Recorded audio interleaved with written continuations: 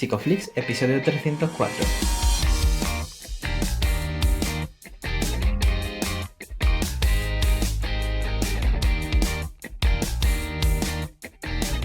Bienvenidos a Psicoflix, un podcast para psicólogos y psicólogas, un podcast donde entre todos buscamos ser cada vez mejores profesionales de la psicología. Aquí hablamos de todas las estrategias, técnicas y noticias de la psicología contemporánea, pero siempre con la evidencia científica que nos gusta defender. Hoy estamos emitiendo nuestro episodio número 304, en el que vamos a hablar de la psicología forense en las agresiones sexuales. Pero antes, recordaros que en psicoflix.com podéis registraros y acceder a la newsletter gratuita para estar al día de todas nuestras novedades.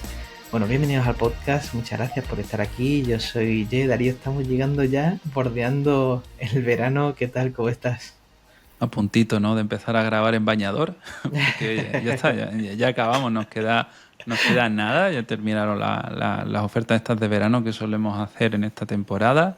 Uh-huh. Estamos ya preparando el último episodio, que estaremos tú y yo haciendo ahí unos temitas que tenemos, porque lo típico, lo que hacemos siempre, que vamos hablando sobre un montón de cosas a lo largo de nuestras conversaciones off the record, ¿no? Cuando estamos después del micro, después de grabar y tal. Y todo eso pues surge en nuestras conversaciones que luego subimos como un episodio. Hoy no vamos a hablar tú y yo mucho. Hoy tenemos un tema que se ha tocado poco y con una invitada que seguramente lo haga estupendo. ¿Quién tenemos por aquí, Ye? Pues estamos muy contentos de tener aquí a Andrea García Beato. Ella es psicóloga experta en psicología forense por el Consejo General de la Psicología en España, con formación especializada en agresión sexual, memoria y psicología del testimonio. Es psicóloga general sanitaria, miembro de la Junta del Gobierno del Colegio Oficial de Psicólogos de Castilla-La Mancha y miembro del área de psicología y transformación digital del Consejo de la Psicología en España. Y bueno, además pues también es creadora del servicio Somos Psicología, donde ofrecen servicios de terapia y de psicología forense. Bienvenida, Andrea. Bienvenida, Andrea. Hola, muchísimas gracias. Muchísimas gracias por la presentación y por la oportunidad. Bueno, muchas gracias a ti. Tengo algunas amigas psicólogas forenses y tal, y me consta que como en agosto los juzgados cierran y todo eso, como que la carga de trabajo baja, al menos en algunos casos, pero no sé si es el tuyo. Bueno, esto depende, no. Como todo en la psicología, depende, ¿no? ¿Por qué? Porque hay abogados que dicen, sí, el juzgado va a cerrar, pero tú vas a seguir trabajando, ¿no? Y entonces nos envían periciales para prepararlas y que en septiembre lo puedan presentar el primer día. Y luego, pues hay abogados, ¿no? Que si nos dejan un poquito más de margen, ¿no? Entonces, bueno, depende de cómo vaya el juzgado, también cada juzgado, ¿no? En Guadalajara, por ejemplo, vamos por el año 2022 haciendo procedimientos del año 2022. ¡Qué barbaridad! Entonces está muy saturado el servicio y todo lo contrario. Ahora nos han dicho que nos quieren mandar muchos más casos para seguir avanzando. Cuando me preparo estas entrevistas, pues siempre también suelo hacer esta pregunta de cómo es el día a día, ¿no? De una psicóloga forense, y como sé que hay muchos plazos y que las semanas pueden cambiar mucho, te voy a hacer esta pregunta. ¿Cómo te relacionas con los plazos? ¿Cómo es tu agenda con los plazos? ¿Cómo te llevas? A ver, mi agenda es complicada, ¿no? Y yo al final soy psicóloga forense, pero también soy psicóloga general sanitaria, más lo del colegio que habéis mencionado. Quiero decir que mis días son muy diferentes, ¿no? Y con los plazos en el juzgado, pues como todo depende, ¿no? Normalmente los plazos ya se prevén, ¿no? Tenemos un tiempo suficiente como para hacer un informe. Sin embargo, como también trabajo por el ámbito privado, pues sin ir más lejos, ayer, creo que fue, o antes de ayer, me llamó una abogada diciendo que necesita un informe para pasado mañana. Y claro, un informe no se puede hacer en 2 días, ¿no? Yo tengo que evaluar a la persona, estudiarme la documental, aplicar pruebas psicométricas, corregirlo, redactar un informe, ¿no? Igual hay mucho desconocimiento en este sentido, pues se piensa que un informe que te puede hacer un psicólogo forense, una persona de la psicología forense, es lo que nos pueden hacer en una nota, como cuando vamos al médico, ¿no? Como un justificante, hijo, un informe pericial son 20 páginas por lo menos, ¿no? Entonces, bueno, que el trabajo es mucho más complejo y creo que todavía pues no está visibilizado, no se conoce cómo funciona el servicio y nos encontramos con peticiones de este tipo, ¿no? Entonces, bueno, esto de los plazos por lo general bien, pero también, pues esto, poniendo muchos límites, ¿no? Luego los abogados no quiero generalizar, ¿no?, a todos los abogados, pero por lo general tienen que ser agresivos porque tienen que serlo para defender a su cliente, ¿no? Entonces, ellos incluso son agresivos con nosotros, ¿no? De, oye, quiero un informe, quiero que pongas esto y lo quiero para mañana. Y ahí es donde estamos nosotras pues poniendo estos límites. Madre mía, luego exploraremos esta parte de interdisciplinaridad, que creo que es muy importante también, ¿no?, para conocer. Pero antes, pues me gusta siempre remontarnos como a la parte biográfica. Andrea, ¿cuándo llega la psicología forense a tu vida y qué hace que te quedes ahí? Pues yo creo que llegó cuando empecé en la universidad, bueno, en segundo año o así, ¿no? Me empezó a picar la curiosidad. Yo estudié en la Autónoma de Madrid y allí pues se ofertan, ¿no? Bueno, imagino que en casi todas las universidades optativas, ¿no? Y luego como las más troncales, ¿no? Y en las troncales tuve la suerte de tener a la profesora Nieves Pérez en memoria, a Margarita Dijes en psicología del testimonio, también estuvo Manzanero, ¿no?, que también es un súper referente, y todos ellos me engancharon, así que todos ellos tienen la culpa de que, de que yo esté aquí. Siempre lo planteaste, o sea, quiero decir que lo normal es que nos planteemos dar terapia individual, es como el camino más habitual. ¿La psicología forense es compatible con la terapia individual, con las agendas? Es compatible, sí es cierto que al principio me costó un poco. Bueno, yo os cuento, yo entré a la carrera como con la idea de ser la típica psicóloga, ¿no?, en un servicio de salud haciendo terapia. Me enamoré de la psicología forense por culpa de estos profesores y entonces ya me enganché a la psicología forense y todo lo contrario, o sea, como que yo rechazaba la parte de hacer terapia porque yo decía, no, yo lo que quiero es trabajar con el delito y, bueno, trabajar con esta parte, ¿no? Luego, con el tiempo, cuando ya tuve el máster y ya llevaba unos años en forense, me pasó lo contrario. Como que la gente me decía, pero ¿tú haces terapia? Y yo, no puedo hacerla.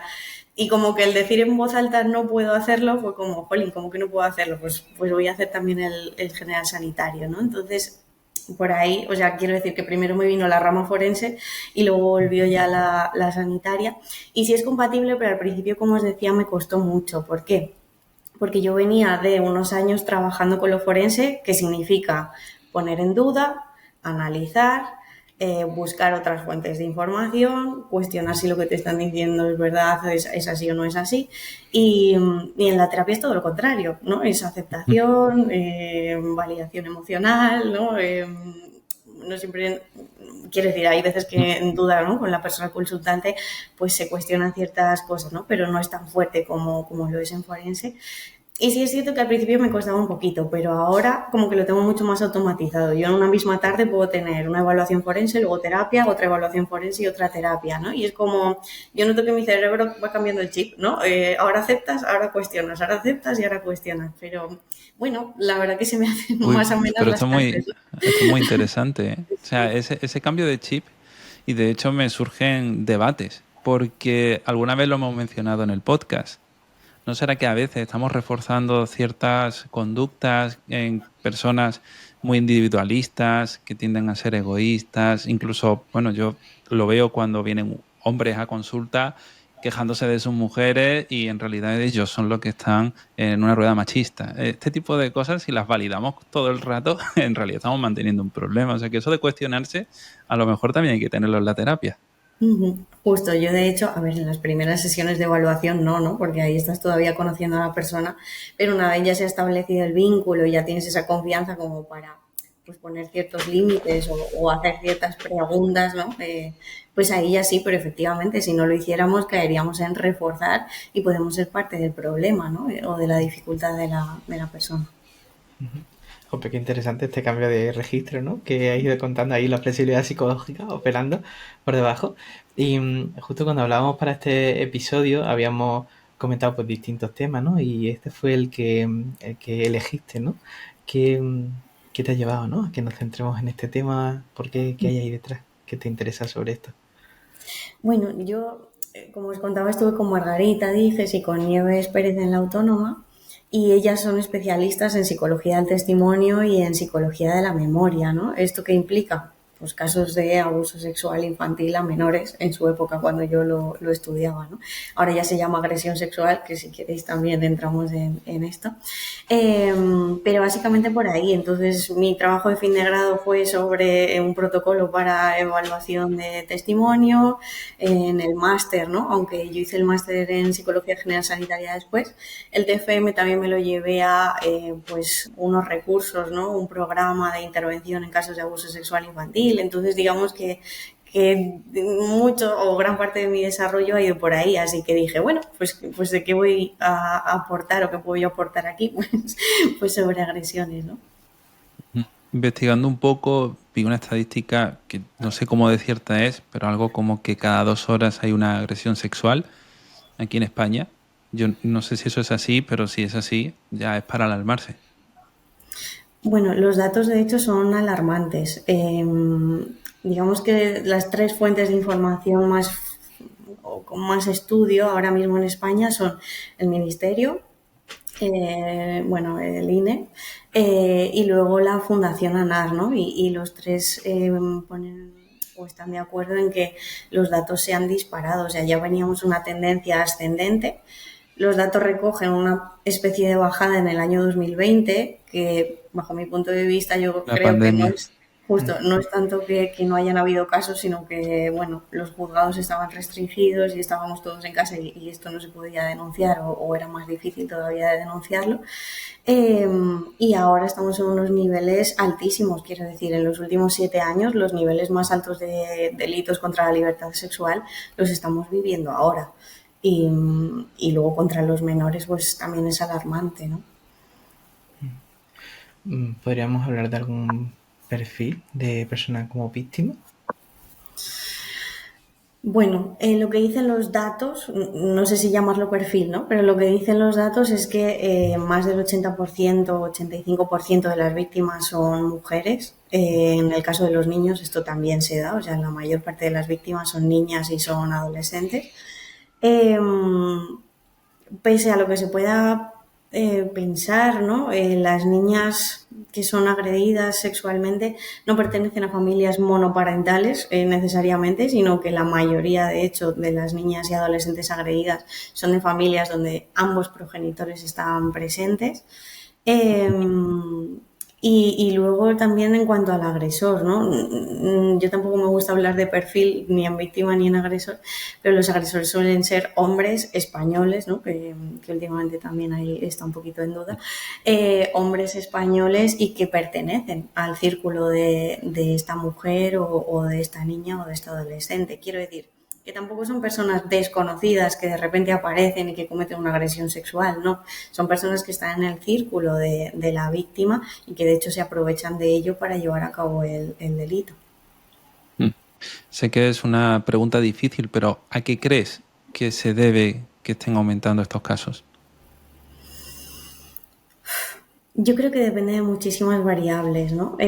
Por un lado, hay estudios que recogen que está aumentando porque nuestro contexto ya no está tan limitado como antes. Fijaros, nuestro contexto ya no es vivo en mi pueblo, vivo en mi ciudad y de ahí ya no me muevo, sino que ahora tenemos acceso a muchísimos otros contextos y sin salir de casa.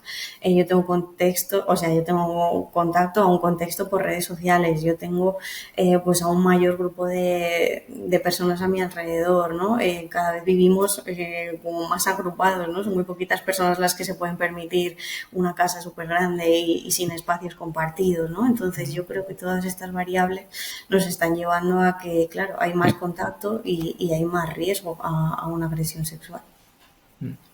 Es curioso, ¿no? Que como terapeutas también al final estamos en contacto con mucho mundo de muchas personas y cuando hablas, por lo general, ¿no? En el caso de mujeres, ves que en la mucha proporción son mujeres que han sido violentadas, ¿no? En un momento de su historia personal, desde la adolescencia hasta más adelante sobre todo. Y pienso, ¿no? Cuando uno como terapeuta recibe eso, yo no he tenido formación. Cuando me han contado un relato de una agresión sexual, muchas veces dependemos de un poco de lo que uno haya ido aprendiendo sobre la marcha en su experiencia, ¿no? No sé cómo lo vives tú cuando hablas con otras compañeras y otros compañeros. Pues un poco igual, ¿no? Yo lo que veo es que en la carrera nos han enseñado muchas cosas, ¿no? Y en el máster se nos han enseñado muchas cosas, pero nos ha faltado a lo mejor cuestiones más prácticas de este tipo, ¿no? Y las personas que yo tengo a mi alrededor, mis compañeras, pues al final me preguntan a mí, oye, ¿qué hacemos en estos casos, no? O les ayudo a preparar un protocolo para sus centros, pero lo cierto es esto, ¿no? No estamos preparados por lo general para atender estos casos. De hecho, ANAR, la fundación que os comentaba antes, lo que dice es que unos 2, 3 de cada 10 profesionales que atienden casos de este tipo no llegan a reaccionar como necesita la persona que se reaccione, ¿no? Entonces, claro, aquí yo creo que hace falta formación y que le demos una vuelta, ¿no? A esto y buscar formación o que la universidad también se plantee el formarnos un poquito más. Me consta que a veces la vergüenza impide que algunas personas puedan contar su historia. Si a eso le sumamos la reacción, vamos a decir, torpe que pueda tener el terapeuta, ¿no? Porque no sabe cómo gestionar ese tipo de conversaciones, hay ahí un castigo casi, ¿no? De abrirse en consulta. ¿Qué errores suelen ser habituales por parte de los terapeutas, de las terapeutas, al recibir ese tipo de relatos? Pues son varios, ¿no? Uno de ellos, la no autorregulación emocional. Me explico. Claro, nosotros como terapeutas, cuando nos encontramos con una persona que viene a demandarnos ayuda o que viene a contarnos esto que le ha pasado, claro, hay, bajo mi punto de vista, tenemos que gestionar también cómo va a ser nuestra reacción emocional en el sentido de si me da de repente un ataque de pánico, me asusto, la otra persona ve que me asusto mucho, lejos de estar ayudando a la persona, le puede estar alterando todavía más, ¿no? Entonces, ese suele ser uno de los errores fundamentales. Y luego, por otro lado, en cuanto a qué hacemos con eso, ¿no? Estamos obligados a denunciar cuando nos llega un caso de este tipo, ¿no? Estamos obligados tanto por el Código Penal, el Código Deontológico también nos dice, ¿no? Que el secreto profesional queda por debajo de los derechos de las personas en este caso. Y bueno, si hablamos de menores, pues la ley de protección de la infancia, ¿no? Quiero decir que en todos los casos estamos obligados a denunciar y a comunicarle esto a otras instituciones y muchas veces ahí creo que a las personas que somos psicólogas también nos da miedo, ¿no? El de repente, ¿a quién? ¿Qué le digo yo al juzgado? ¿Qué ambiente tan hostil? No me quiero meter ahí. Y por ahí también vienen muchos errores, ¿no? Entonces, bueno, si queréis podemos hablar de qué hacer en estos casos si nos llega un casito de este tipo. Cuéntanos cómo sería. Bueno, yo lo diferencio entre menores y adultos, pero en realidad se puede hacer de la misma manera, ¿no?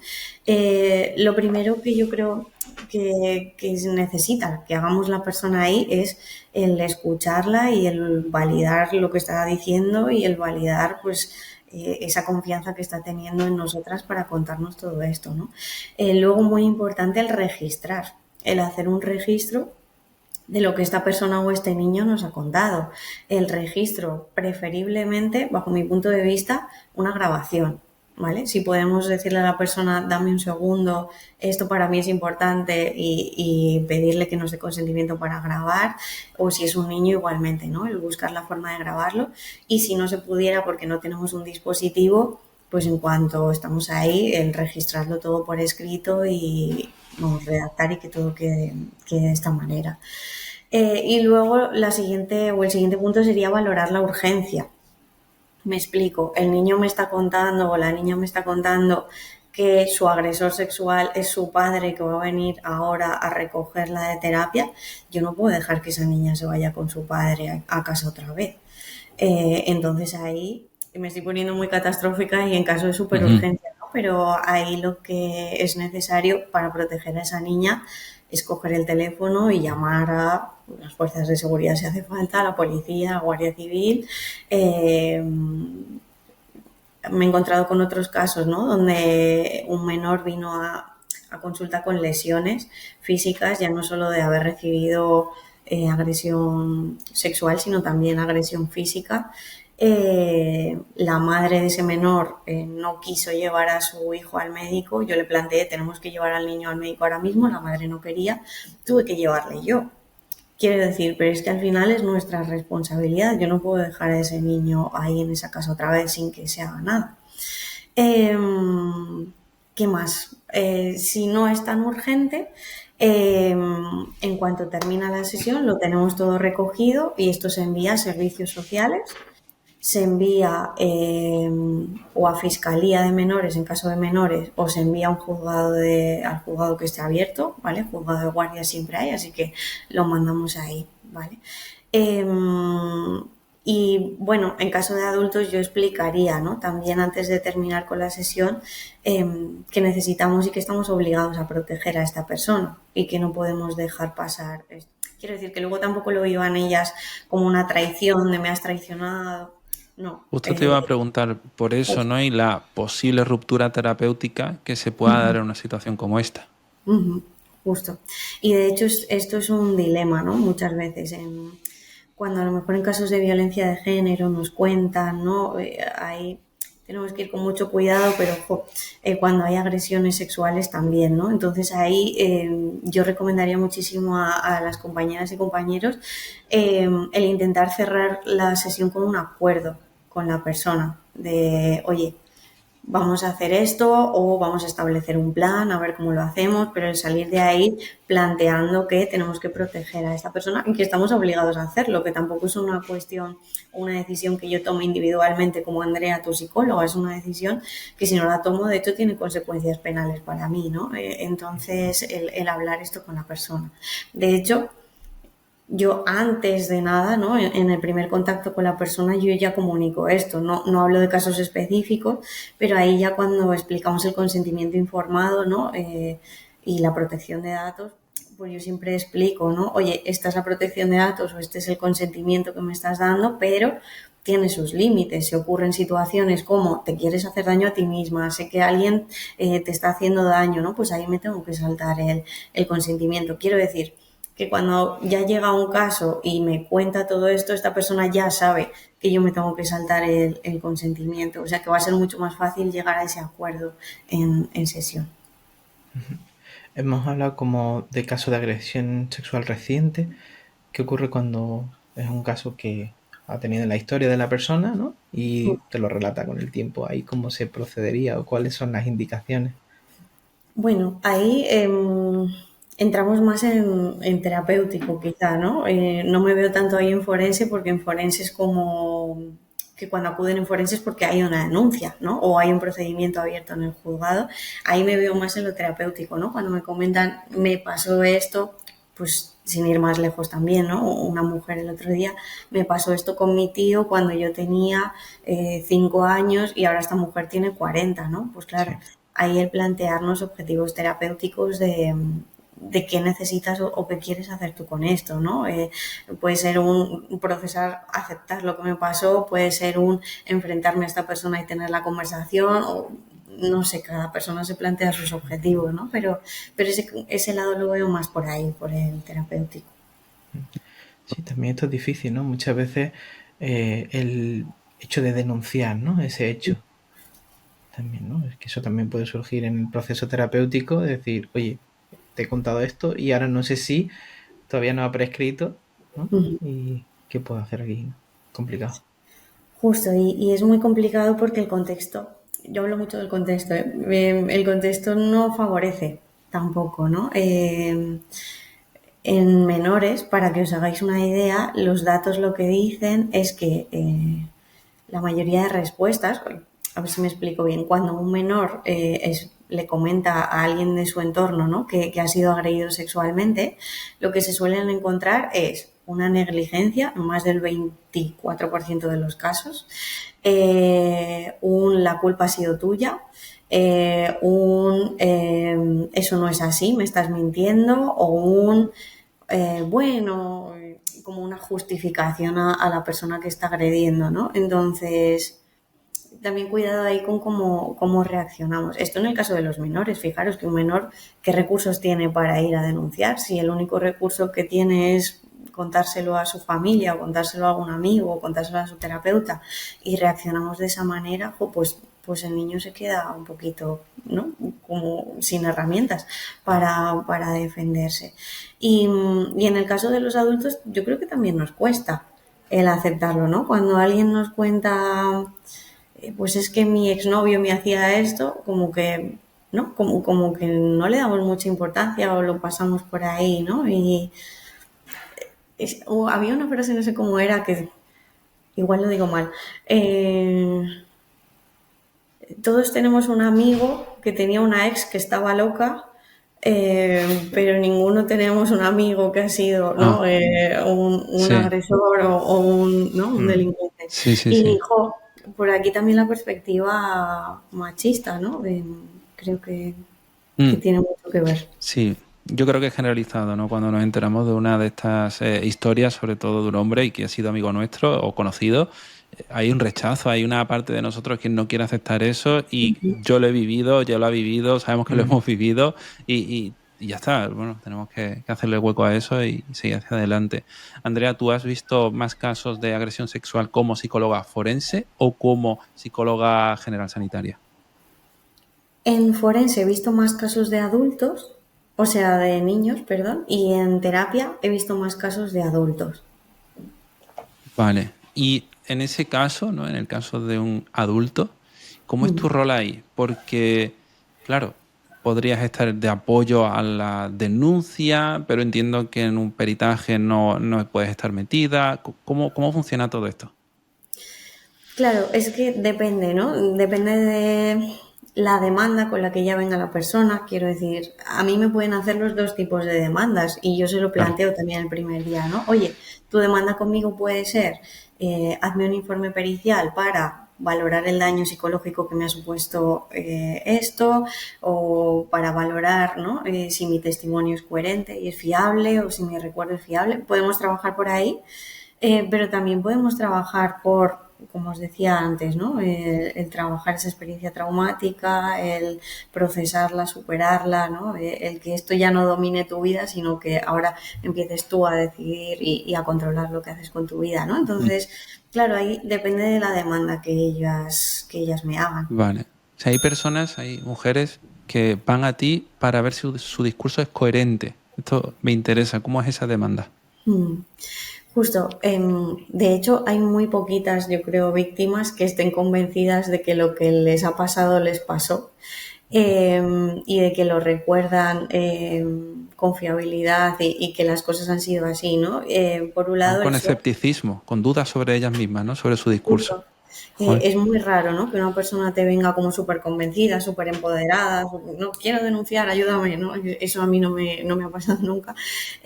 Suele ser más bien al revés, ¿no? Vienen con el shock y a lo mejor pasó hace mucho tiempo, pero ahora me he dado cuenta de que a lo mejor esto no era normal, ¿no? Y vienen con el shock jo, he vivido mucho tiempo con esto y resulta que tiene una interpretación distinta a la que yo le di cuando era una niña y suelen venir más ahí, ¿no? Y con la duda de lo estaré interpretando bien, lo habré entendido bien, la intención de la otra persona cuál sería, seré yo culpable, ¿no? Habré hecho yo algo para que esta persona me haya hecho esto y suelen ser estos los pensamientos y con lo que ellos vienen, ¿no? Con lo que ellas vienen. Justo tú hablabas de la fiabilidad, ¿no? Y mencionabas también el tema de la forma en la que nosotros preguntamos las cosas, ¿no? Podemos inducir o no ciertas cosas, sugerir ciertas cosas y quiero que nos podamos detener en esto para ver qué podemos hacer aquí, ¿no?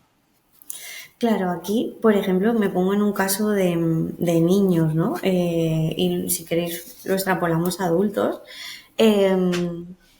Pero cuando un niño comenta, me han hecho esto, la reacción más frecuente que yo veo en los padres es preguntar.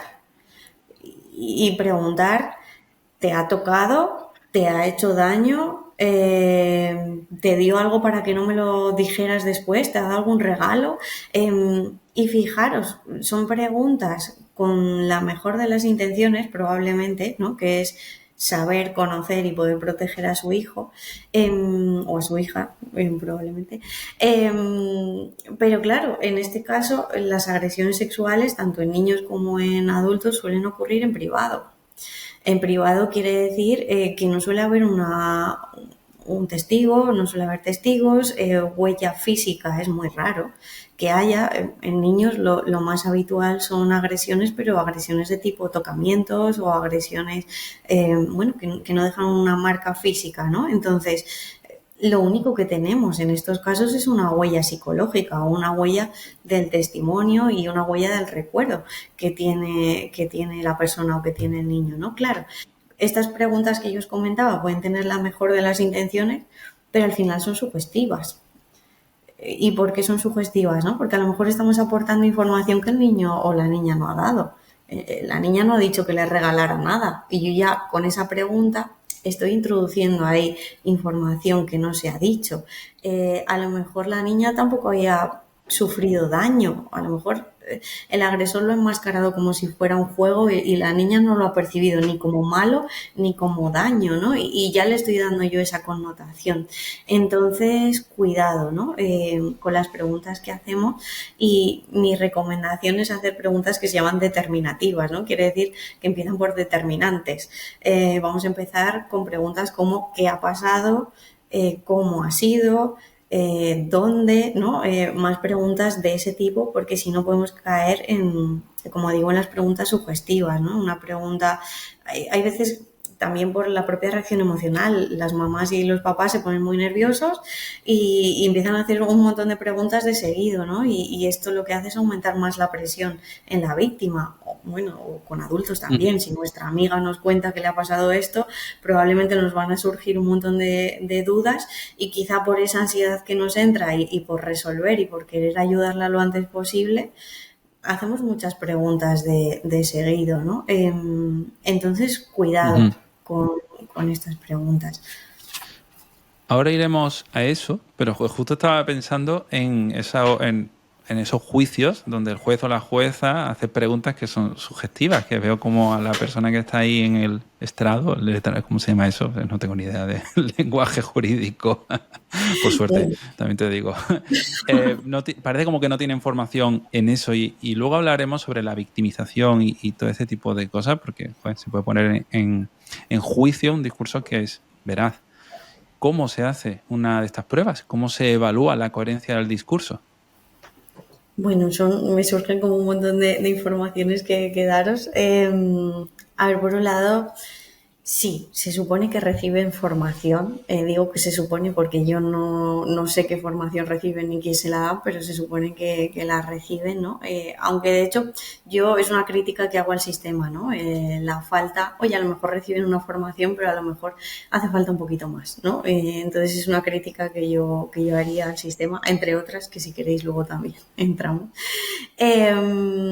Y en cuanto a cómo se hace, pues es complejo, ¿no? De hecho, hay pues un montón de pruebas psicométricas que se pueden aplicar, técnicas de entrevista, hay distintos protocolos, ¿no? Entonces, bueno, yo siempre digo, ¿no? El ir con la validación científica y con la evidencia científica para quedarnos más tranquilas, ¿no? Y utilizar todas aquellas pruebas que están demostradas, ¿no? Que tienen fiabilidad, que sirven, ¿no? Y que están contrastadas en población aquí en España, sobre todo, y pues ir por ese lado, ¿no? ¿Cómo se hace? Pues muy resumido y sin, por favor, compañeras de forense, no me cuestionéis mucho, pero muy resumido. Primero tenemos que estudiar siempre el procedimiento, ¿vale? El qué ha ocurrido ahí, hacer lo que se llama un vaciado de autos. Esto implica pues estudiar todo el expediente, informes de otros clínicos, atestados policiales si los hay, denuncias, contestaciones a demanda, todo lo que pueda haber, hacer un análisis de ello. De hecho, aquí también hay algunos profesionales que prefieren no hacerlo y ver a la persona sin saber absolutamente nada. Yo soy del bando contrario, ¿no? Yo prefiero ir a una entrevista sabiendo lo que ha pasado o sabiendo qué preguntar, ¿no? Entonces eso, primero un vaciado de autos, después hacemos entrevistas y evaluación. entrevistas son semiestructuradas, nos apoyamos en guías que ya existen, ¿no? Sobre cómo hacer, qué preguntas hacer, qué hacer y qué no hacer en una entrevista con una víctima.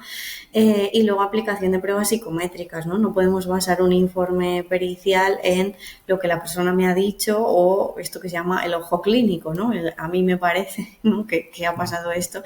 Tenemos que apoyarnos en evidencia científica. Entonces eso incluye el aplicar pruebas, ¿no? Pues si queremos demostrar, por ejemplo, o hacer visible el daño, claro, ahí tenemos que aplicar pruebas para ver cuál es el estado psicológico de la persona y ya no solo eso, sino establecer nexo causal con los supuestos acontecimientos que se nos están relatando, ¿no? Y de ahí ya discusión forense y llegamos a conclusiones.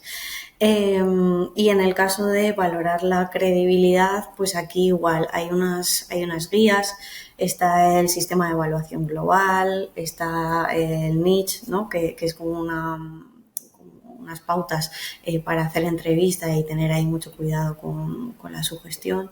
Y luego pues la formación que llevamos detrás, ¿no? Lo ideal sería que una persona que se dedica a esto pues esté formada en psicología del testimonio, y en psicología de la memoria para saber, ¿no?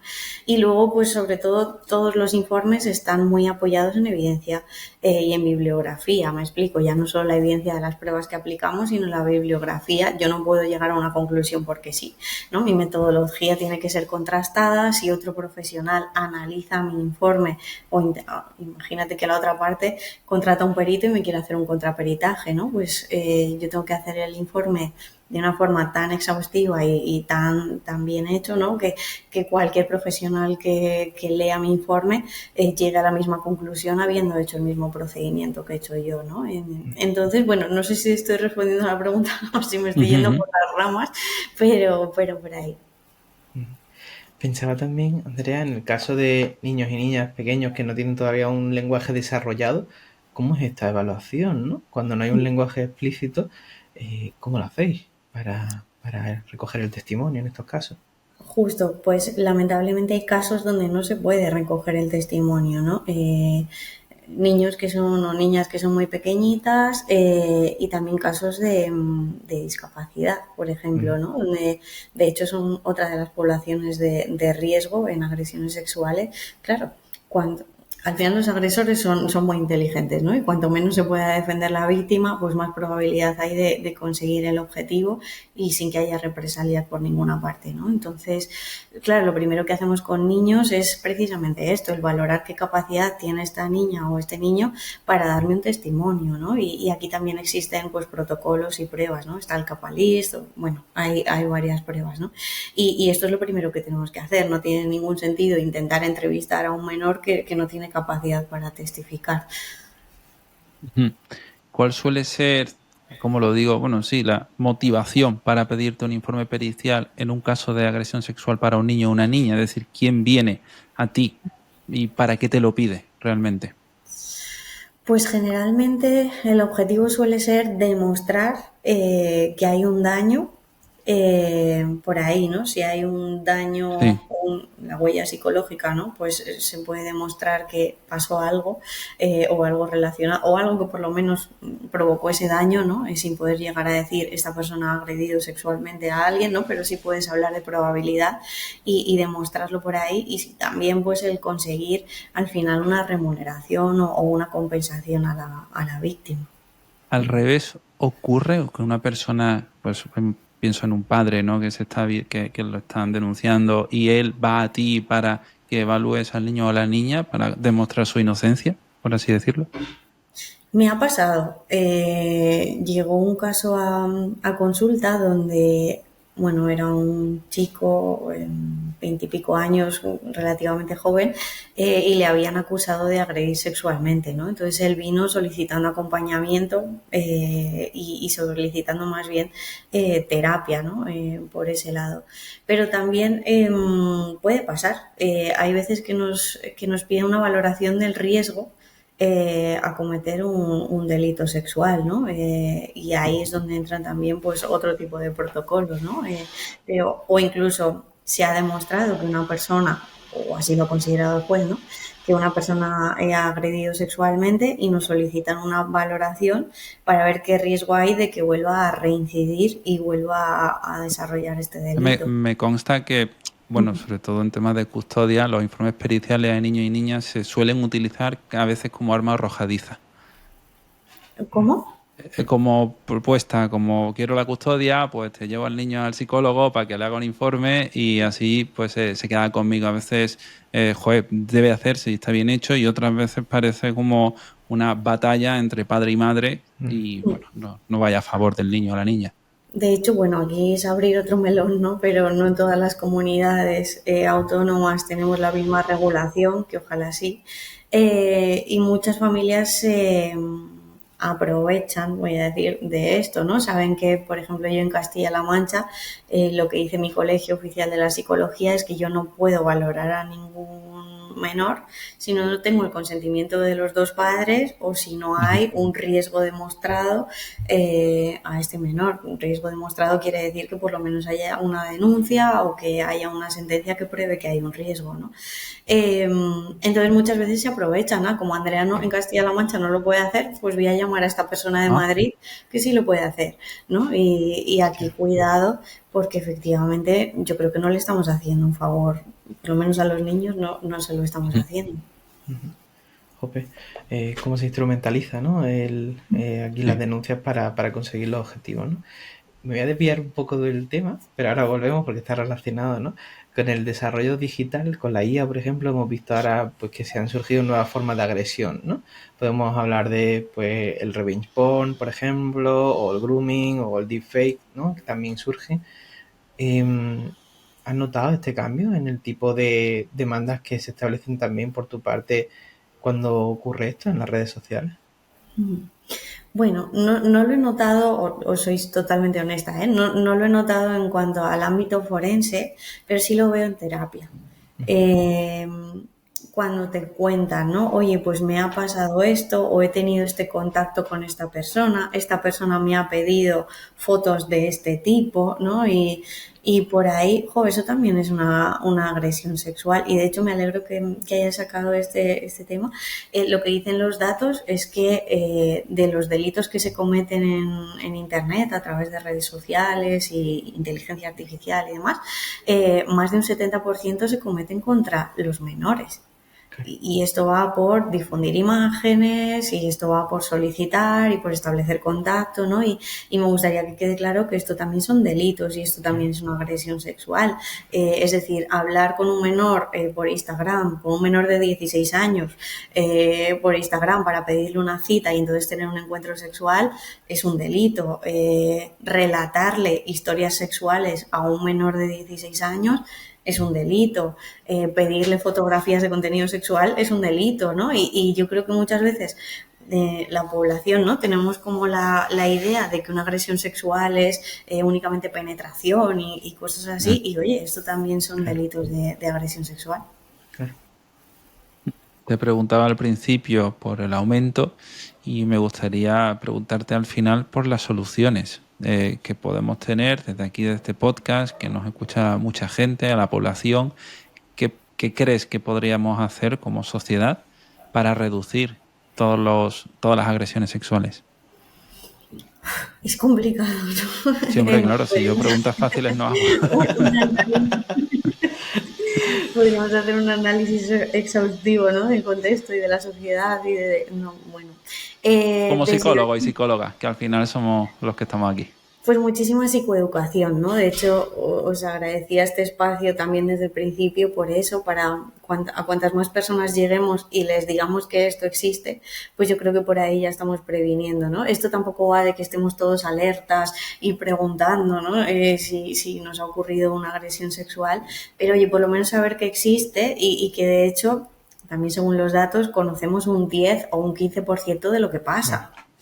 O sea que lo que pasa realmente ni siquiera lo conocemos, ¿no? Entonces por ahí el dar voz, el dar visibilidad y el reflexionar sobre todo esto, ¿no? Y para nada normalizarlo y normalizar un poquito más, eso sí, el contexto judicial. Que sí, que es tenso, que no nos apetece a ninguno ir al juzgado ni pasar por allí ni estar en una sala de espera con personas, bueno, de este tipo, ¿no? Pero, ojo, que a veces es necesario y que de hecho es nuestro deber y por mandar un informe a servicios sociales o un informe al juzgado, pues a lo mejor es un acto que estamos ayudando a alguien, ¿no? Entonces, desde ahí, ¿no? Oye, vamos a formarnos.